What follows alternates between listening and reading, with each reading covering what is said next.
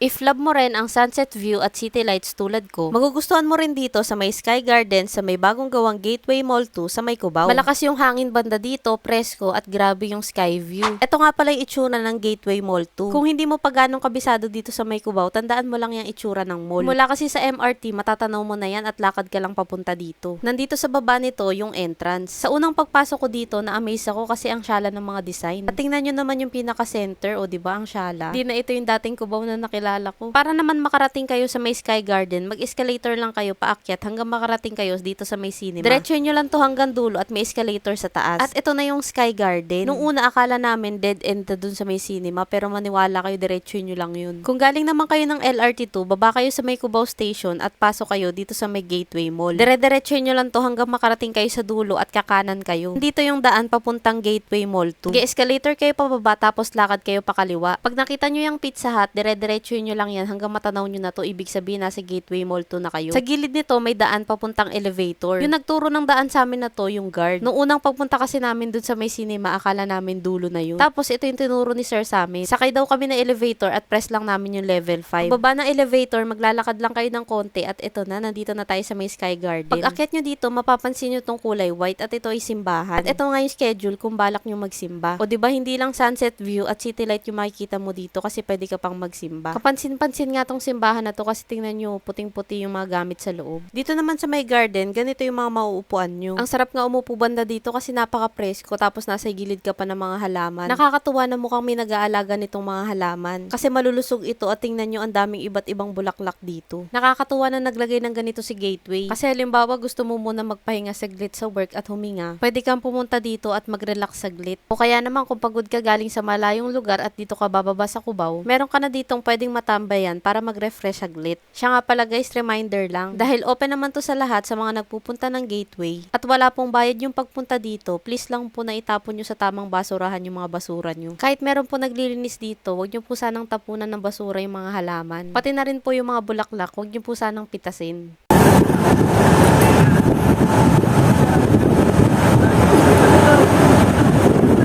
Dito naman sa may gilid ng Sky Garden, meron ditong kainan. Hindi nga lang namin to napasok kasi hindi pa carry ng budget namin. Pero maganda dito kasi may lamesa at upuan sila na nakaharap sa may sunset. Kaya kung balak nyo dito kumain, check nyo na lang yung kanilang menu sa kanilang website. Marami pa nga pala kami ni Maynard na i-share sa inyo ng mga sulit na pasyalan, kainan at kapihan. Kaya para updated kayo sa mga mapupuntahan pa namin, huwag nyo kalimutang i-follow ang aming mga social media accounts.